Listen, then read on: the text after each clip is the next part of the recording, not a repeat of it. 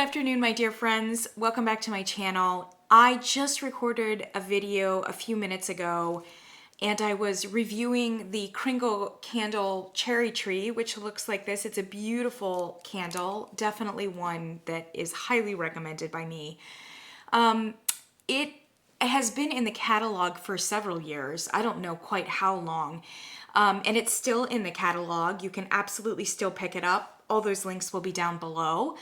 But it was also released this spring in a fancy painted 3-wick jar, and it had cherries all over it, and they repackaged it as juicy cherries, I think, or fresh cherries or something like that.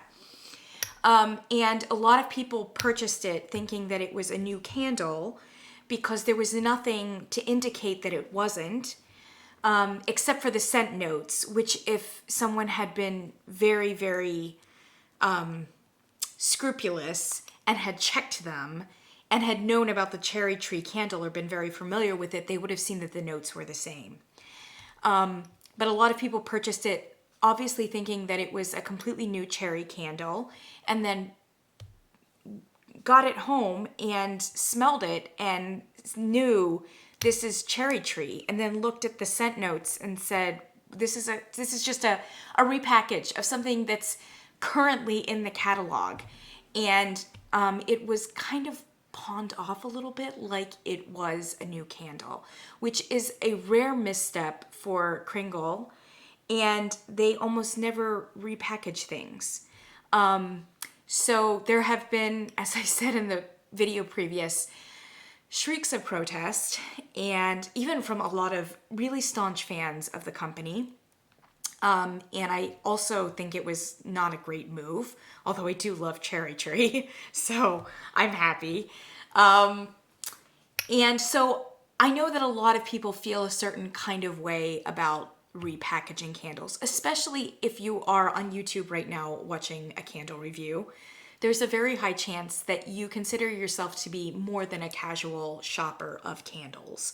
And if you are, and or if you have a fairly large collection of candles that you've tried, that you're keeping, etc., it's really important for you to know exactly what it is that you're purchasing and making sure that it's not a duplicate of something else in your collection unless you want it to be. And it's notorious that Bath & Body Works is the biggest duck in the puddle. They're the ones who have started, I think, this whole ethos of repackaging things. They do it like it's their job 24/7. All they do is repackage things. Sometimes the complaint is that there haven't been any new candles for several seasons. It's just been an enormous amount of repackages, which is probably a little bit of hyperbole, but sometimes it does feel that way, especially if you know the catalog very well. So I don't know that I have anything profound to say about it, but I thought that I would say a few things because while many of us may frown on repackaging, there are actually some good reasons to repackage a candle, and there are some understandable reasons why a company would repackage. Even if they're not good reasons, they at least make sense on some other kind of level. So I just have a few things that I'd like to offer to you. One reason that a candle company repackages is to simply get more people to buy their candles. This works especially well for very high volume candle companies. Bath & Body Works would definitely be one of them. When you have an enormous catalog of candles and a really brisk turnover of those candles, which is totally Bath & Body Works, you will often see repackages, and they make a lot more sense. Often that kind of company or that kind of footprint goes along with a certain demographic of shoppers, probably their biggest demographic of shoppers that are casual candle buyers as opposed to collectors or more serious, committed candle buyers. They know a lot more about the things that go into them, right? And they're looking for specific scents and they're watching YouTube videos. I would say that I know there are a lot of people out there who are candle connoisseurs and they buy a lot of Bath and Body Works candles. But I would say, given how many people buy candles at Bath and Body Works across the nation, maybe even internationally, the majority of their customers are casual candle buyers who don't know that it's a repackage and probably don't care. They just go in the store, they see a candle that they like, and more to the point, they may see a certain package that appeals to them for some reason. It's a color that fits in with their decor, etc. Because those things can mean just as much to a casual candle buyer as the smell of the candle itself, which is why places like TJ Maxx and Marshall's do a huge business in, frankly, candles that they're either offering on a proprietary basis or paying companies very little money to generate an enormous amount of, frankly, mediocre candles that are packaged beautifully. I mean, you walk into that candle aisle at Marshall's or TJ Maxx, and those candles, I mean, the packaging just blows your mind. It's a work of art. And the value for many people is simply in the package. They're not as interested in like the candle burn or the way it smells, although obviously they probably want something that's pleasant, right? That may not be you as a customer, but it is a lot of other people. And frankly, if I was the CEO of Bath and Body Works and I had that kind of clientele, I would repackage too. 1000%. Like, it just makes sense. With repackages too, you can sometimes just attract a different customer for the same candle. So you know that there are, and I don't even have one here with me, I apologize. Oh, I do. Wait till you see this in the next upcoming video. Oh yes, oh yes. Some people love this, like, I call it the 3 C's. Classy, cool, clean, right? This is a classy, cool, clean package for Bath & Body Works in the White Barn line. But then they have a lot of other candles that have like jelly beans on them, you know? And it makes sense to them sometimes to just keep the same candle, but repackage it in a way that might appeal to just a completely different sort of person, if that makes any sense. It does make sense from a business perspective. And it's not just a business perspective. It's not just greediness. Like, certain people just don't care so much and they just want a package and a decent candle that looks great, you know? And they're not attracted to the jelly beans, but they are attracted to like the subtle, or vice versa. Bath & Body Works just wants to be able to appeal to everyone and give them what it is that they want. So that's like a really big reason for repackages, and they make sense. Kringle doesn't fit into that category. They are not high volume, at least not in the way that Bath & Body Works is. They are not high volume, they are not quick turnover, and they don't have an enormous amount of casual candle buyers. They don't have brick and mortar stores that are easy to get to. You have to order them off the website. You have to know what it is that you're doing. I would imagine that the majority of the clientele that shop at Kringle are very devoted and serious candle collectors or buyers, okay? It's a different group. So frankly, that tells you right off that if you're Kringle, you probably shouldn't be doing too many repackages because the candle community that is there, they know everything that's in the catalog, they know the candles, and they know them like in a fairly sophisticated way. They've read the notes, they've watched YouTube videos, etc., etc. Like, you're not going to be able to just give them something else with a different name and they'll be happy with it. They at least want to be told that it's the same candle because they're really interested in the difference. They can discriminate between different kinds of candles, and they're honing their own sense of like what it is that they really appreciate and what it is that they like. And so if you're the Kringle CEO, I would be very reluctant, frankly, to repackage. And up to this point, Kringle has been very reluctant to repackage. Another reason, or another good reason, or an understandable reason that companies might repackage too is for seasonal reasons. So here I do have, and I did bring, for instance, this is a very seasonal offering for Kringle. This is Away in a Manger, and it's got a nativity scene on it, and it's very brand specific for the holiday season. Bath & Body Works does the same thing. A lot of people walking into Bath & Body Works this week and they want a candle with bunnies on it, okay? It has to have bunnies, it has to have chicks, whatever else, because it's almost Easter and everybody wants that on their dining room table, on their kitchen island, whatever else it is, okay? Again, for many of them, they care a little bit less about the actual scent of the candle, although they want it to be cute and sweet. They really just want a bunny on the front, right? Often a candle will be repackaged in a seasonal way so that you can get the candle that you like and that you might burn at some other time, but it have some sort of very holiday specific label on it. A lot of people decorate seasonally on a very serious level, okay? And there are often candles that are produced, and actually Away in a Manger is a great example of a candle that actually could be burned, given the scent that it is, at some other times in the year. And unfortunately, with this branding, Kringle has kind of locked it into the holiday season. And I mentioned that when I reviewed it. Another one, similarly, this is Holly and Mistletoe. And to my nose, holly and mistletoe almost smells like tomato vines, to be honest. It's like super vibrant and green. And a lot of people, when they smelled it during the holiday season, said, what is this? It's for spring, right?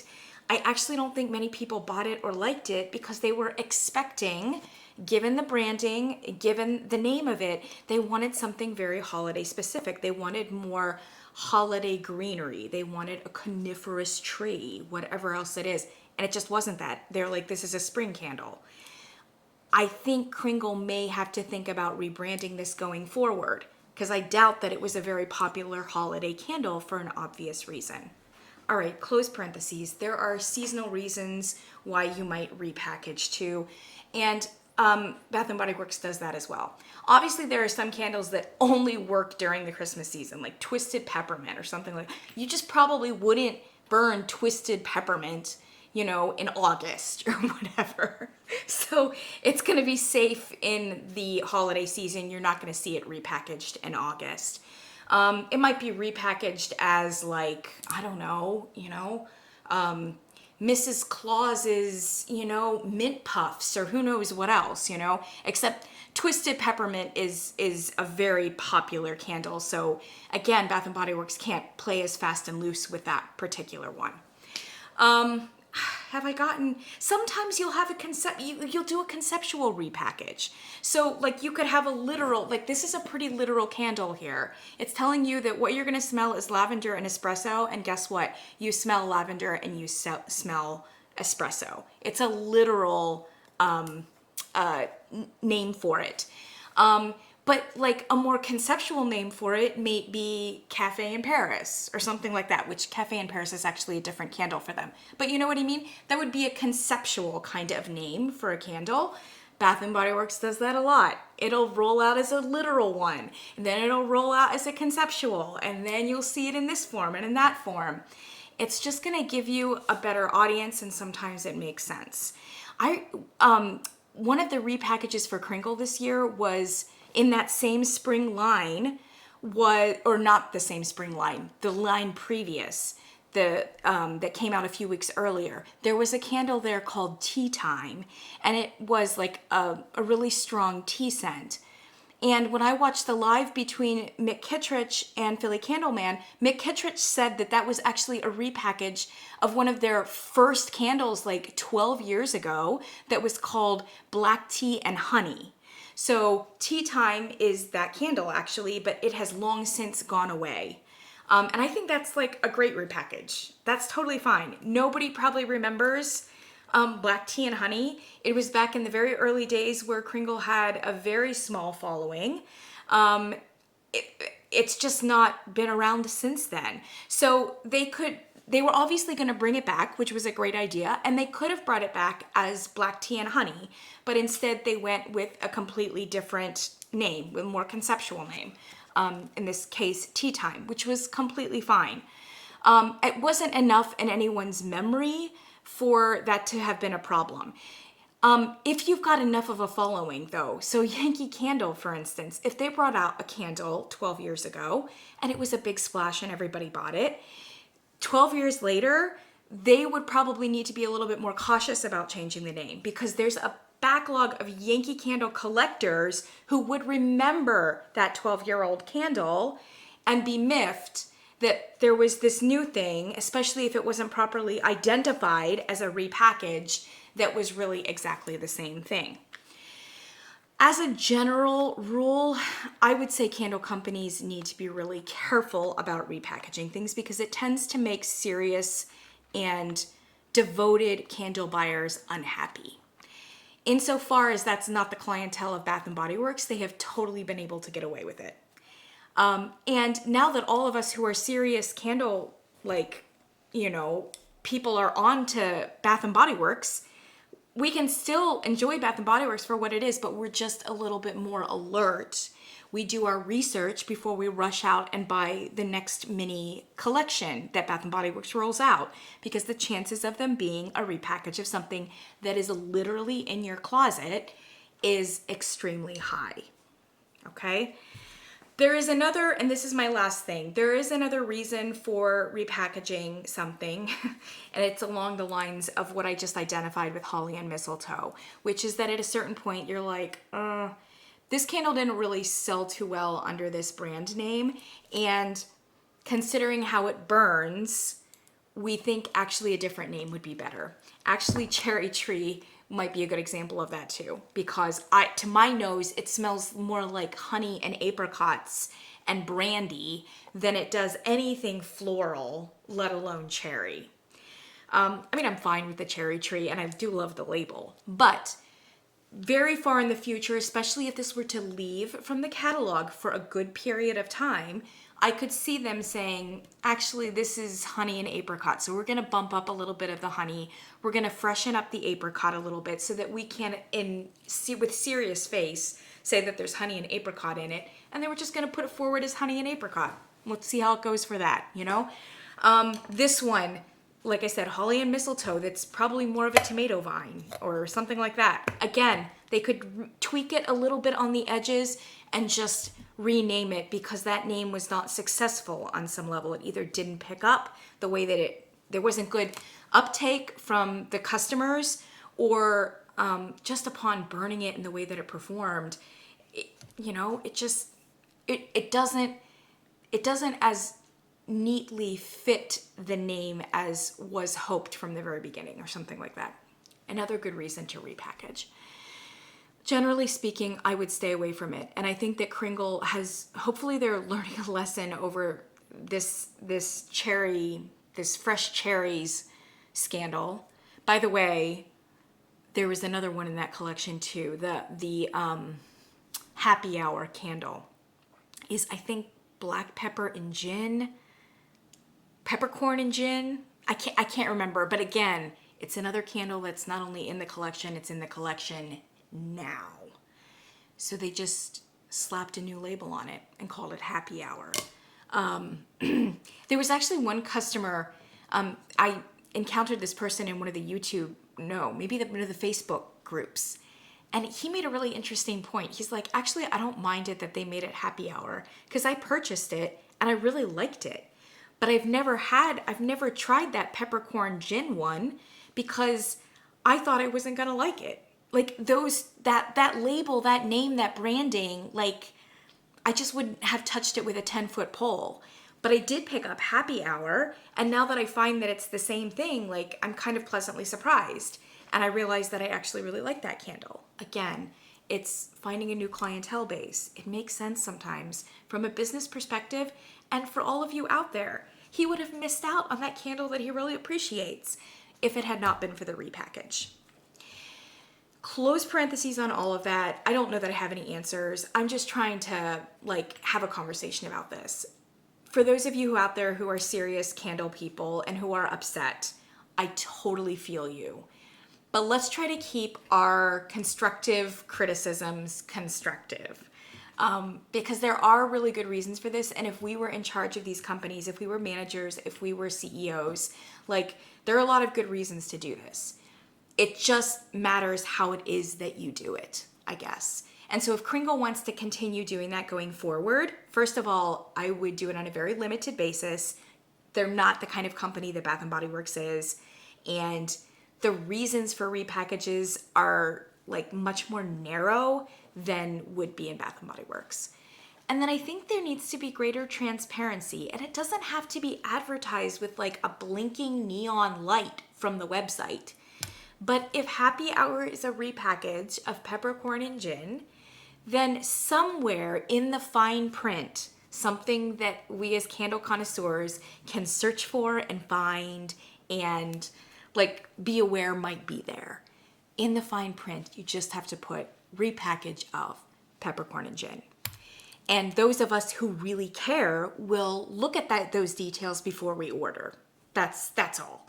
There are going to be even a lot of Kringle people that won't care, and that's fine. I don't think that Kringle has to make like a huge like federal case of it.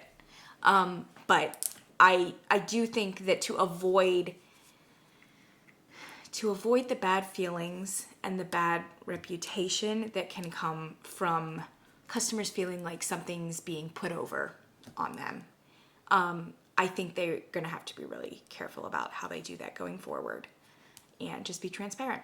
That's all I have to say about this. You have an amazing day, and I will see you soon. We will definitely talk about this candle because, spoiler alert, I think this may be the best candle of 2023, right? Isn't it? I know, it's early in the year. This came out in January or February. I mean, like, Bath & Body Works swinging for the fences, and they knocked it out of the park. It's incredible. We will talk about this soon. We'll talk about a lot of other things too going forward. Also, stay tuned because I will have reviews of Kringle's other two cherry candles, which are Cherry Blossom and Cherry Blossom, another oddity in their catalog. They have a Cherry Blossom in the Country line, and they have a Cherry Blossom in the Kringle line, and they are not the same scent. I think it may be one of the only times in the catalog that I've noticed the same name, different candles. Very confusing. Also, another rebrand and repackage probably needs to happen there. I'll see you in the next one.